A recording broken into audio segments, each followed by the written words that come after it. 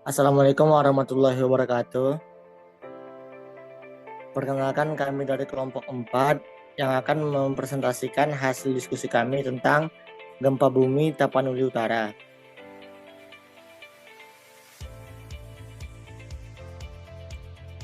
Adapun anggota kelompok 4 yaitu yang pertama Vanda Renaldi dengan NIM 01, Elfrida Helena dengan NIM 03, Michael Sihombing dengan NIM 06, Baren NIM dengan NIM 14, dan saya sendiri dengan NIM 25.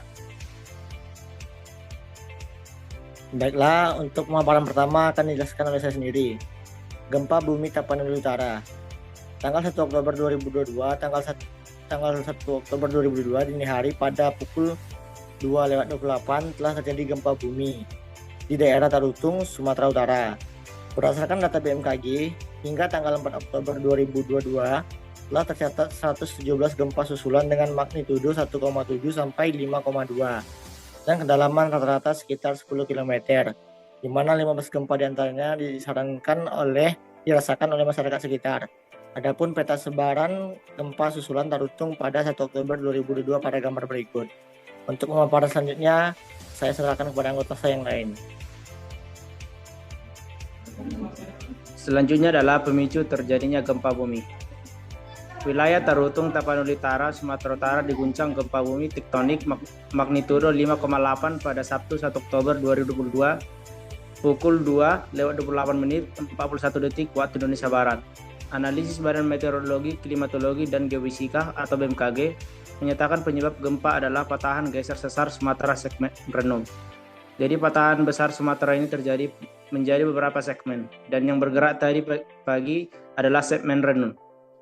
Dwi Korita menyebutkan dari hasil analisis BMKG, epicenter gempa bumi terletak pada koordinat 2,11 derajat lintang utara, 98,83 derajat bujur timur, atau tepatnya berlokasi di daerah wilayah Tapanuli Utara, Sumatera Utara pada kedalaman 10 km.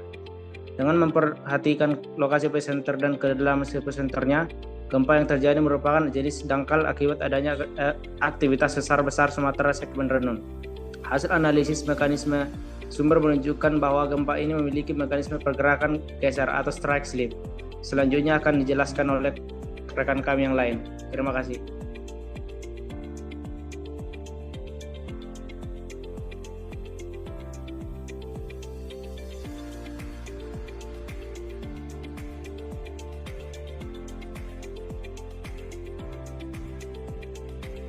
Baik, selanjutnya untuk pemicu terjadinya gempa bumi di Tapanuli Utara juga dikarenakan oleh sesar, di mana sesar Sumatera telah sejak lama diketahui sebagai sesar aktif. Nah, di mana gempa-gempa di sekitar sesar Sumatera merupakan sesuatu yang tidak dihindari. Potensi gempa selalu ada, baik di megatrust maupun di sesar Sumatera. Sementara, Badan Geologi Kementerian Energi dan Sumber Daya Mineral mencatat kondisi morfologi daerah sekitar pusat gempa tersebut merupakan perbukitan bergelombang hingga perbukitan terjal maupun lembah. Nah, wilayah ini secara umum tersusun oleh batuan berumur pratersier dan berumur tersier, serta endapan kuarter. Sebagian batu berumur pratersier dan tersier tersebut telah mengalami pelapukan. Endapan kuarter, batuan berumur pratersier dan tersier yang telah mengalami pelapukan memiliki sifat lunak, lepas, belum kompak, dan memperkuat efek guncangan, sehingga lebih rawan terhadap kejadian gempa bumi. Selain itu, pada morfologi perbukitan bergelombang hingga terjal yang tersusun oleh batuan yang telah mengalami pelapukan berpotensi terjadi gerakan tanah yang dapat memicu guncangan gempa bumi yang kuat dan curah hujan yang tinggi.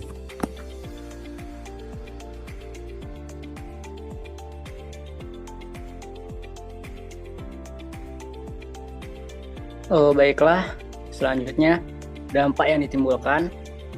Rekapitulasi dampak gempa bumi Kabupaten Tapanuli Utara yang update pada tanggal 4 Oktober 2022 pukul 15 WIB.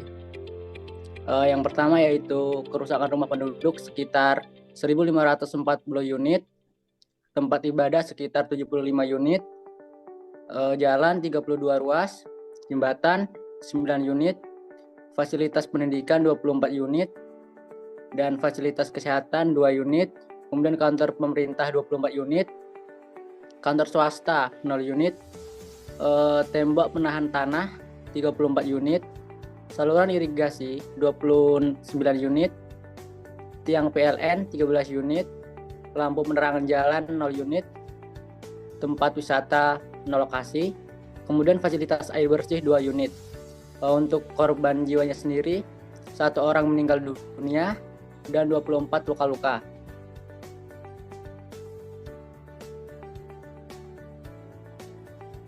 Berikut dokumentasi saat kejadian gempa.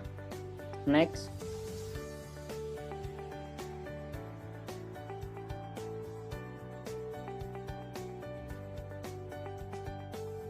Baiklah, saya akan lanjut yaitu tentang upaya mitigasi. Yang dimana upaya mitigasi yang dilakukan sebelum gempa bumi yaitu yang pertama memperbaiki konstruksi rumah sehingga tahan gempa.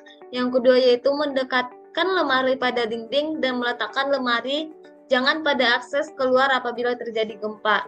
Yang ketiga yaitu jangan meletakkan benda berat di atas lemari. Yang keempat yaitu meletakkan barang pecah belah dan mudah terbakar di tempat tertutup. Yang kelima yaitu jauhkan benda berat dari tempat tidur.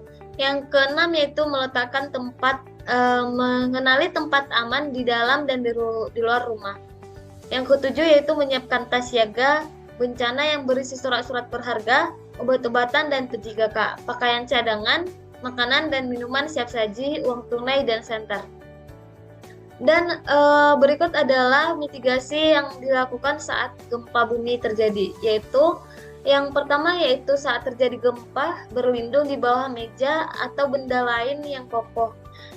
Jika tidak ada meja maupun benda yang kokoh, lindungi kepala dengan bantal atau lengan Anda. Yang kedua yaitu jauhi kaca dan jendela atau benda apapun yang akan menimpa kita. Yang ketiga yaitu tetap di dalam ruangan saat gempa terjadi dan keluar rumah saat keadaan sudah aman. Yang keempat yaitu matikan air, gas, dan listrik. Yang kelima yaitu jangan lupa memakai alas kaki untuk menghindari pecahan kaca yang akan melukai kita. Yang keenam yaitu apabila sedang di luar ruangan, jauhi gedung, papan reklame, pohon, dan lainnya yang berpotensi menimpa kita. Yang ketujuh yaitu jika sedang berkendara, hentikan kendaraan kita dan berhenti di tempat yang aman. Kemudian yaitu setelah gempa bumi, mitigasi yang kita lakukan yaitu yang pertama yaitu waspadai gempa susulan. Yang kedua yaitu cek informasi tentang keadaan setelah gempa. Yang ketiga yaitu jauhi area yang hancur dan kembali ke rumah jika keadaan sudah aman. Yang keempat yaitu waspadai benda-benda yang dapat mencederai kita. Yang kelima yaitu apabila jaringan listrik ada yang rusak, segera matikan listrik rumah. Dan yang terakhir yaitu apabila keadaan sudah aman, segera berikan pertolongan kepada korban yang terjebak ataupun korban luka. Yang perlu kita ingat yaitu gempa tidak dapat dihindari, tetapi dengan pengetahuan mitigasi yang baik kita dapat terhindar dari kejadian yang tidak diinginkan.